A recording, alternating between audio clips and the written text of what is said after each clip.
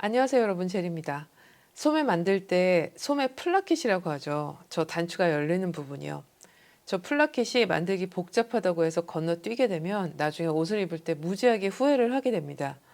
우리가 살면서 은근히 소매 거들 일이 많더라고요. 그런데 저 플라켓을 만드는 과정이 그렇게 쉽지만은 않잖아요. 오늘 제가 보여드릴 플라켓은 아주 간단한 버전이에요. 그럼 한번 알아볼까요? 제가 경험을 살려서 아주 뭐 이런 것까지 알려주나 싶을 정도로 상세하게 한번 설명을 해보도록 하겠습니다. 이 플라켓을 어디에 만드느냐가 이게 또 중요합니다. 이걸 처음부터 나는 한 번도 헷갈린 적이 없어, 그런 분들은 아마 별로 안 계실 거예요. 우리 팔이 두 개다 보니까 양쪽이 서로 구분이 돼야 되는데, 제가 지금 보여드리는 저 부분이 원단의 안쪽이에요. 이 원단 안쪽에 표시를 할 건데, 지금 보시는 것처럼 왼편에 그려줄 거예요. 그럼 이게 왼손용입니다. 겉길이 두 장을 맞대 놓고 이렇게 그려서 나머지 한 장은 오른쪽에 사용하시면 맞습니다. 그럼 어느 정도의 플라켓을 다느냐? 이것도 중요하겠죠. 제가 가지고 있는 패턴들을 여러 개 측정해 보았는데요. 주름 부분 다 빼고요. 거의 4분의 1 지점에 플라켓이 위치하는데 아주 정확히 다 그렇지는 않더라고요. 조금씩 달라서 4분의 1 지점에서 약간 벗어나거나 약간 안쪽으로 들어오거나 뭐 그렇습니다. 그 지점이 조금씩 다르더라도 우리가 입을 때는 크게 느끼지 못할 거라서 우리는 일단 4분의 1 지점에 만들어 볼게요. 그 부분에서 저는 약 10cm가량 그려서 잘라주었습니다. 이제 첫 번째 단계입니다. 끝부분에 아주 가깝게 작은 바늘땀을 이용해서 스테이 스티치를 해줍니다. 되돌아받기 하지 않고 그 부분에 한 줄 스티치를 약간 넣어줌으로써 원단이 해지거나 하지 않도록 막아주는 역할인데요. 이게 자른 선에서 거의 닿도록 스테이 스티치를 가깝게 하고요. 그 끝은 뾰족하게 더 가위집을 넣어줍니다. 이 스테이 스티치가 별거 아닌 것 같아도 나중에 보면 이 스티치 덕을 좀 보게 되는구나 확실히 느끼게 되는 순간이 옵니다. 이걸 안 하면 어떤 위험이 있느냐, 요거는 좀 이따 알려드릴게요. 보면서 설명해 드릴게요. 이건 준비해 놓은 바이어스 테이프입니다. 이 바이어스 테이프는 45도 각도로 잘라서 잘 늘어나도록 준비를 해 놓고요. 약 3cm 가량 너비로 했습니다.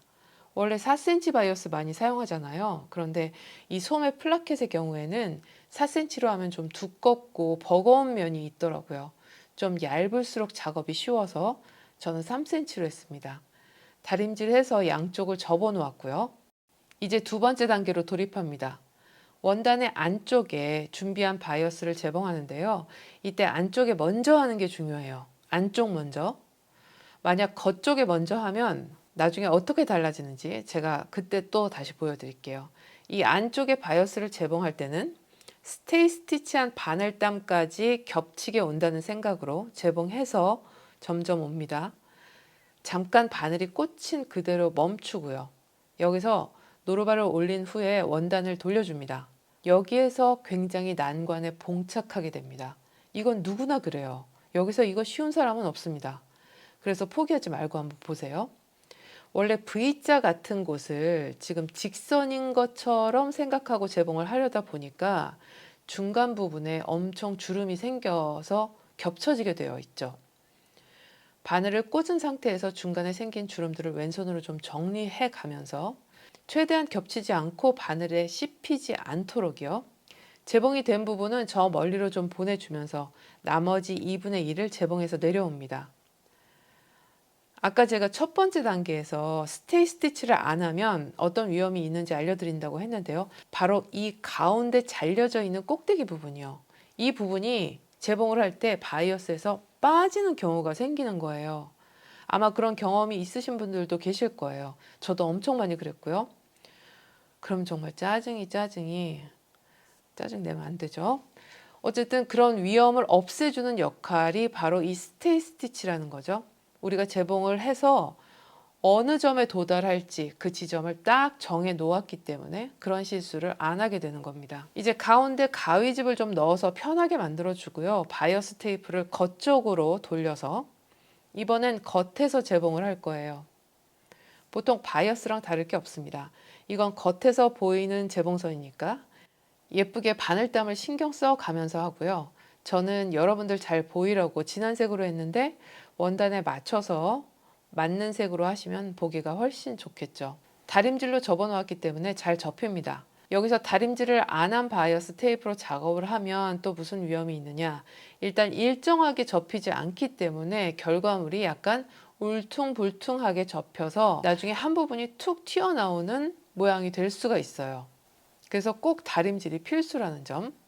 이제 세 번째 단계는 바이어스를 겹치게 놓고 끝부분을 사선으로 약 1cm 정도 길이로 재봉을 해서 잡아주는 겁니다.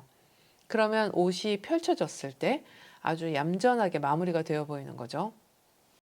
마지막으로 소매 커프스를 달아줄 때는 소매 옆선에서 가까운 쪽 플라켓은 평평하게 눕혀 놓고요. 다른 쪽 플라켓은 안쪽으로 접혀 들어가도록 옷을 입었을 때 그 플라켓 부분이 겹치도록 하는 것도 잊지 말아야 되겠죠. 바이어스를 안쪽에 먼저 재봉하지 않고 겉에다가 먼저 하면 어떻게 다른지 보여드린다고 했잖아요. 이 부분이요. 이게 겉에서 먼저 재봉을 한 건데 이러면 일단 재봉선이 안 예쁘고요. 접혀서 들어간 바이어스가 살아있지가 않고 이렇게 재봉선이 없거든요. 그래서 꼭대기 부분이 더 구겨지는 결과를 가져옵니다. 이게 무슨 말이냐면 반대로 안쪽에서 먼저 바이어스를 재봉하고 겉에서 나중에 재봉한 경우에는 재봉선이 훨씬 이쁠 뿐만 아니라 이렇게 바이어스가 접혀 들어간 부분이 선명하게 드러나면서 각을 잡아준달까요? 그 덕분에 꼭대기 쪽에 구겨지는 현상이 덜한 거죠. 약간 공간이 만들어지는 느낌. 제가 오늘 너무 사소한 것까지 다 말씀을 드렸나요? 여러분 도움 되기를 바라고요. 사실 과정 간단한데 중간에 막 주름 생길라 씹힐라 조심해서 재봉해야 돼서 작업이 쉽지 않다고 느껴지는 부분이 있어요. 조금 연습해 보면 우리도 할 수 있습니다. 이 팔을 어떻게 꺾어야 잘 보이는지 모르겠어요. 잘 안 보이더라고요. 저는 그럼 또 다른 영상으로 곧 찾아오겠습니다. 시청해주신 여러분 너무 감사드립니다. 또 봅시다. 안녕.